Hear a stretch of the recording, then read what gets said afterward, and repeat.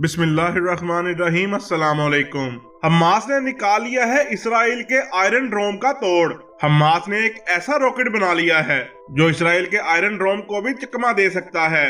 Britain के media house telegraph ने एक दावा किया है। वेस्टर्न इंटेलिजेंस की तरफ से एक बहुत बड़ी खबर आई है कि IRGC की एलीट आर्मी यानी कुद्स फोर्स की निगरानी में हमास ने अपने बहुत ही खतरनाक हथियार बनाए हैं। दोस्तों, आपको ये बात वाज़िया करता चलूं कि IRGC यानी कुद्स फोर्स की कमांड कासम सुलेमानी ने संभाल रखी थी।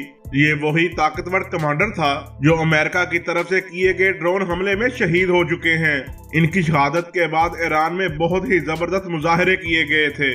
बताया जाता है कि कासम सुलेमानी ने अपनी जिंदगी में हमास को एक बेहतरीन हथियारों का खजाना दिया था, और आज अगर इसराइल ने घुटने टेक दिए हैं और हमास एक ताकतवर तरीके से हमले कर रहा है तो इसके पीछे एक बहुत बड़ी वजह ईरान है। दोस्तों, आपको ये भी बताते चले कि हमास ने सिर्फ एक हफ्ते में 3100 मिसाइल दागे हैं, और इसका सीधा असर ये हो रहा है कि इसराइल बहुत ज्यादा डर चुका है और परेशानी की हालत में दूसरे मुल्कों से मदद मांग रहा है। इसराइल का आयरन डोम सिस्टम जिस पर वो बहुत अतरा रहा था, वो सिर्फ 80% मिसाइलों को रोक सकता है, 20% मिसाइलों को नहीं। इन्हीं 20% मिसाइलों ने इसराइल पर तबाही मचा दी है।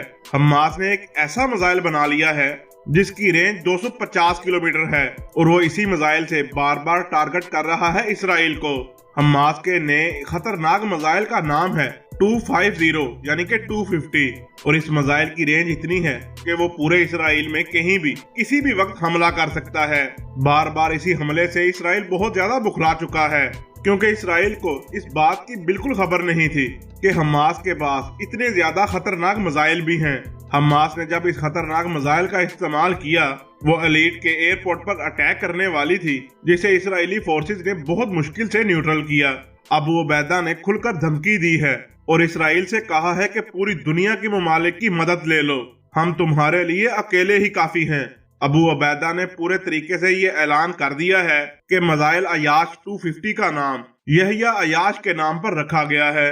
ये एक ऐसा बॉम्ब मेकर था जो हमास के लिए काम करता था, और 1996 में इनको कत्ल कर दिया गया था, और ये ऐसा दलेर शख्स था जिसकी वजह से बहुत सारे इसराइली मारे गए।